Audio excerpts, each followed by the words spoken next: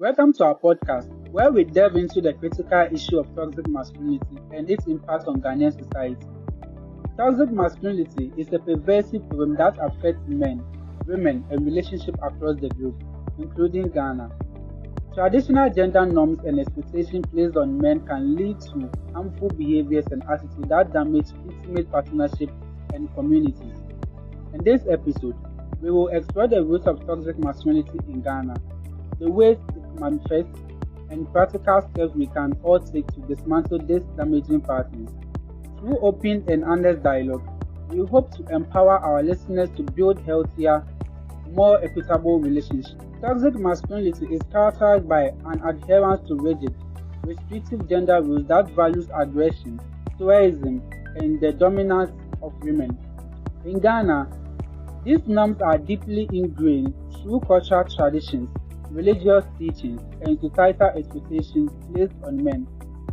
From a young age, Ghanaian boys are often taught to suppress their emotions, avoid anything perceived as feminine, and accept their dominance, sometimes through violence or controlling behaviors.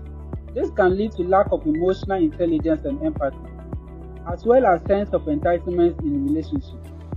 Toxic masculinity also intersects with other forms of oppression, like classism and colorism. Men may feel pressure to prove their manhood by engaging in risky or abusive behaviors, especially if they lack other forms of social power or status. When toxic masculinity goes unchecked, it can have devastating consequences for intimate partnerships. Ghanaian women often face emotional, physical, and financial abuse from their male partners, who feel the need to maintain power and control.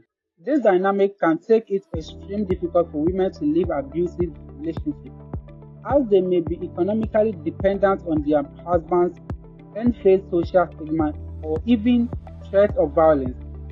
Toxic masculinity also discourages open communication, empathy, and shared decision making, all crucial elements of a healthy marriage. The effects ripple out to children as well, who may internalize these harmful gender norms and perpetuate the cycle in their own lives. Sons may grow up to emulate the controlling, aggressive behaviors of their fathers, while daughters may come to accept mistreatment as normal. Dismantling toxic masculinity requires a multi-pronged approach involving individual, community, and systematic change. On a personal level, Ghanaian men must be willing to critically examine the ways they have been socialized and make conscious efforts to unlearn harmful behaviors. This might involve seeking out counseling, joining support groups, and practicing vulnerability and emotional expression. It's also crucial for men to listen to the experiences of the women in their lives and work to be more empathetic, equitable partners.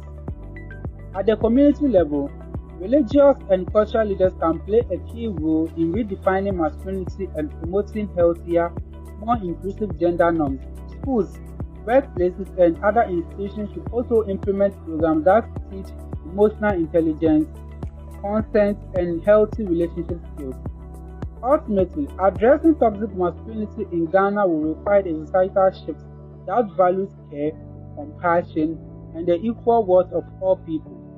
Regardless of gender, it won't be easy, but the benefits for individuals, families, and the nation as a whole would be immeasurable. Join us next time as we continue our exploration of this vital topic. Until then, let's all do our part to break the cycle of toxic masculinity and build a more just, equitable world.